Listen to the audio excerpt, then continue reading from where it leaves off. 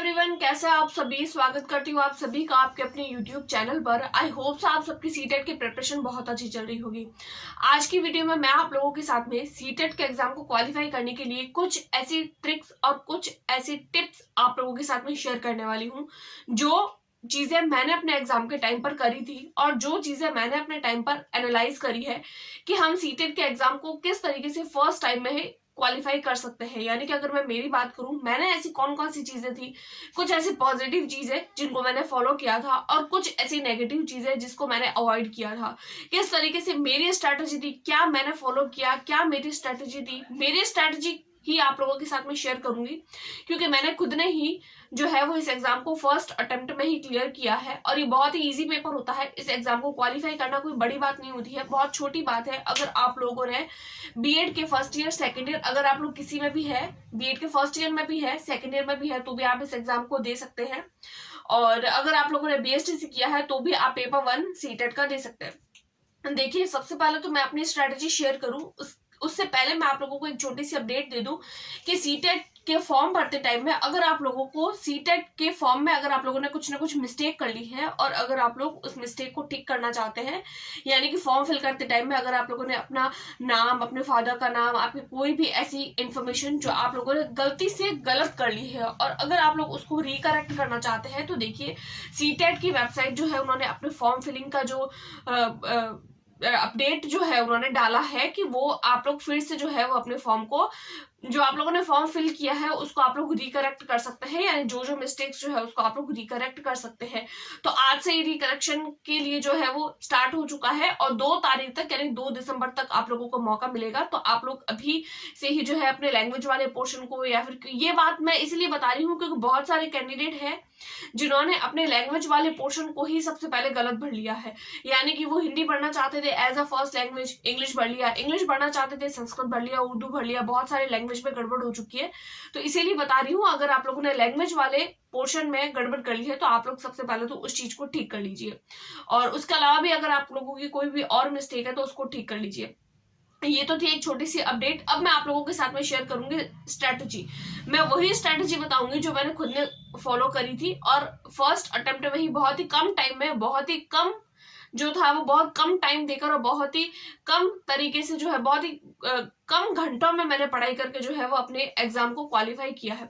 तो देखिए, सबसे पहले अगर मैं मेरा बताऊं तो मैंने क्या किया था। सबसे पहले तो मैंने सीटेट की जो थी वेबसाइट पर जाकर उसका सिलेबस डाउनलोड किया था। सिलेबस डाउनलोड करने के बाद में सबसे पहले तो मैंने सिलेबस को देखा कि हाँ, मुझे पता चला कि इसमें 5 सब्जेक्ट आते हैं, पेपर 1 पेपर 2 दोनों में। पेपर 1 की बात अगर हम लोग करें तो पेपर 1 में हिंदी, इंग्लिश यानी लैंग्वेज, 2 लैंग्वेज आती है, तीसरा साइकोलॉजी और चौथा मैथ्स और एक आता है ईवीएस। इस तरीके से फर्स्ट पेपर में 5 सब्जेक्ट होते हैं और सेकंड पेपर में भी 5 होते हैं। 5 का मतलब अगर मैं साइंस मैथ्स की बात करूं तो 5 होते हैं और अगर मैं एसएसटी की बात करूं तो 4 होते हैं। तो इसमें कौन कौन से होते हैं, देखिए कुछ 3 सब्जेक्ट कॉमन होते हैं पेपर 1 पेपर 2 में। तो देखिए क्या होता है इसमें। पेपर 2 की अगर मैं बात करूं तो साइकोलॉजी पेपर 1 पेपर 2 में कॉमन है, 2 लैंग्वेजेस, हिंदी इंग्लिश या उर्दू संस्कृत जो भी आप ले रहे हैं, बंगला कर्नाटका जो भी आप लैंग्वेज ले रहे हैं, वो 2 लैंग्वेजेस आप लोगों के कॉमन है। तो इस तरीके से 3 सब्जेक्ट पेपर 1 पेपर 2 दोनों के लिए कॉमन है। और चौथा अगर मैं सब्जेक्ट की बात करूं पेपर 2 में, तो साइंस मैथ्स वालों के लिए साइंस मैथ्स, साइंस के क्वेश्चन और मैथ्स के क्वेश्चन दोनों तरीके से आते हैं, यानी 30 मार्क की साइंस होती है, 30 मार्क का मैथ्स होता है। और अगर आप लोगों ने एसएसटी सब्जेक्ट है अगर आप लोगों का, तो फिर आप लोगों को 60 मार्क का एसएसटी देखना होगा। तो अगर आप लोगों का एसएसटी है तो आप लोगों के 4 सब्जेक्ट हो जाते हैं, साइंस मैथ्स है तो 5 सब्जेक्ट। इस तरीके से 3 सब्जेक्ट जो है वो दोनों पेपर में कॉमन है। अब प्रिपरेशन हम लोगों को इस तरीके से करनी है कि आप लोग पेपर इस तरीके से आप प्रिपरेशन करिए कि आप लोग एक पेपर की तैयारी करें और दोनों पेपर को ही आप लोग क्वालिफाई कर जाए। कैसे होगा ये देखिए, अगर आप लोगों ने पेपर 2 की प्रिपरेशन अगर आप लोग कर रहे हैं तो हम लोगों को पता है कि पेपर 1 पेपर 2 दोनों में ही 3 सब्जेक्ट कॉमन है। अगर आप लोग पेपर 2 के लिए देखिए, पेपर 2 जो होता है वो एज अ कंपेरेटिवली पेपर 1 से थोड़ा सा हाई लेवल का आता है। हालांकि ज्यादा डिफरेंसेस नहीं होते हैं, लेकिन थोड़ा बहुत माइनर सा डिफरेंस होता है। थोड़े से टफ क्वेश्चन पूछे जाते हैं पेपर 2 में, पेपर 1 में हल्के थोड़े से इजी पूछे जाते हैं। तो हम लोगों को पेपर 2 के लिए प्रिपरेशन करनी है तो पेपर 1 की अपने आप से ही प्रिपरेशन होती रहेगी। अब पेपर 2 के लिए किस तरीके से क्वालिफाई हम लोगों को प्रिपरेशन करनी है, तो देखिए सबसे पहले तो पेपर 2 के लिए हम लोगों को किस तरीके से प्रिपरेशन करनी है, मैं मेरी स्ट्रैटेजी बताती हूँ मैंने क्या किया था। अभी मैंने आप लोगों को थोड़ी देर पहले बताया कि मैंने क्या किया था। सबसे पहले तो सिलेबस को डाउनलोड किया था। सिलेबस डाउनलोड करने के बाद में मैंने देख लिया था कि हाँ, सिलेबस में इस तरीके से टॉपिक है, वो सब पूछे जाते हैं। यानी कि ये टॉपिक इस सब्जेक्ट में, ये टॉपिक इस सब्जेक्ट में, पूरा का पूरा सिलेबस देखने के बाद में सबसे पहले अगर मैं आप लोगों को बताऊं लैंग्वेज वाले पोर्शन की, तो देखिए 2 लैंग्वेजेस आप लोगों को पूछी जाएगी। दोनों लैंग्वेज में आप लोगों को ग्रामर नहीं पढ़नी है। हमेशा बोलती हूँ, हर वीडियो में बोलती हूँ, इस बार फिर से बोल रही हूँ, ग्रामर नहीं पढ़नी है। सिर्फ और सिर्फ आप लोगों को पैसेज प्रैक्टिस करनी है। जितनी ज्यादा आप लोग पैसेज प्रैक्टिस करेंगे उतनी ही ज्यादा आप लोग अपने मार्क को इंक्रीज करते हुए पाएंगे। अब ये चीज आप लोगों को तब नजर आएगी जब आप लोग बहुत सारे पैसेज की प्रैक्टिस कर चुके होंगे, और जब आप लोग एग्जाम देने से कुछ दिन पहले जब आप लोग पैसेज की प्रैक्टिस करेंगे, प्रीवियस ईयर करेंगे, तो आप लोगों को खुद ये चीज समझ आएगी कि हाँ, वास्तव में आप लोगों ने कितना सही किया है। उसके बाद में अगर मैं बात करूं आपके मेन सब्जेक्ट की, यानी कि साइंस मैथ सब्जेक्ट की, तो देखिए साइंस मैथ सब्जेक्ट के लिए मैंने क्या किया था, मैंने पेपर 2 की बात कर रही हूँ साइंस और मैथ्स के लिए। पेपर 2 के लिए मैंने सबसे पहले, हम लोगों को पता है कि पेपर 2 जो होता है वो 6, 7, 8 क्लास के लिए होता है। तो मैंने भी क्या किया था, साइंस मैथ्स के लिए साइंस मैथ्स की 6, 7, 8 की एनसीईआरटी की बुक उठाई, यानी कि मेरे पास में थी, ऑफलाइन थी, इसलिए मैंने उससे पढ़ा था। अगर आप लोगों को ऑफलाइन नहीं मिल रही है तो आप लोग ऑनलाइन भी जो है वो उसको डाउनलोड कर सकते हैं। एनसीईआरटी की वेबसाइट पर जाकर आप लोगों को आराम से मिल जाएगी। और उसके बाद मैंने क्या किया, जैसे मैथ्स की बात करूं तो मैथ्स में मैंने 6th क्लास की सबसे पहले एनसीईआरटी की बुक पढ़ी। इतनी इजी बुक होती है कि हम लोग कुछ ही घंटा में, यानी अगर हम 2 घंटे में बैठते तो हम 6th क्लास की एनसीईआरटी की मैथ्स की बुक आराम से पूरा पढ़ सकते हैं। दूसरे दिन मैंने क्या किया, 7th क्लास की उठाई एनसीईआरटी की बुक मैथ्स की, उसको भी मैंने फिर से पूरा कर दिया। उसको लगभग मुझे 2 से 3 घंटे लगे। 7th क्लास की भी फटाफट से हो जाती है। कुछ चीजें ऐसी होती है जो थोड़ी सी टफ होती है, यानी कि उन चीजों में से क्वेश्चन पूछे जाते हैं कि देखिए पूरी बुक तो फिर से हम लोग जब रिवाइज करते हैं तो नहीं पढ़ पाते हैं क्योंकि टाइम लगता है। तो हम लोग क्या करेंगे, जब आप लोग बुक को पढ़ रहे हैं, बुक में से क्वेश्चन प्रैक्टिस कर रहे हैं, तो आप लोग ऐसी चीजें देखिए जो इंपॉर्टेंट आप लोगों को लग रही है, तो उसको या फिर तो आप लोग अंडरलाइन कर लो या फिर उसको हाईलाइट कर लो, ताकि जब आप लोग क्विक रिविजन करें, आप लोगों को जब रिविजन की बारी आए तो आप लोगों को सिर्फ और सिर्फ वो अंडरलाइन वाली चीजें या फिर हाईलाइट वाली चीजें ही पढ़नी पड़े, उसके अलावा कुछ भी नहीं पढ़ना पड़े। इस तरीके से उसके बाद मैंने तीसरे दिन, इस तरीके से मेरे 2 दिन में 6th और 7th दोनों की मैथ्स कंप्लीट हो गई। उसके बाद मैंने 8th की मैथ्स करने में मुझे 3 दिन लगा था। 3 दिन में मैंने क्या किया, सबसे पहले तो मैंने, क्योंकि 8th की एनसीईआरटी की बुक जो होती है वो थोड़ी सी टफ होती है, और उसमें से टफ तो हम नहीं बोल सकते हैं, इजी होती है, लेकिन हाँ 6, 7 से थोड़ी सी टफ होती है। लेकिन एनसीईआरटी की जो 8th क्लास की बुक है उसमें से बहुत ज्यादा क्वेश्चन पूछे जाते हैं, रिपीटेटिवली क्वेश्चन पूछे जाते हैं।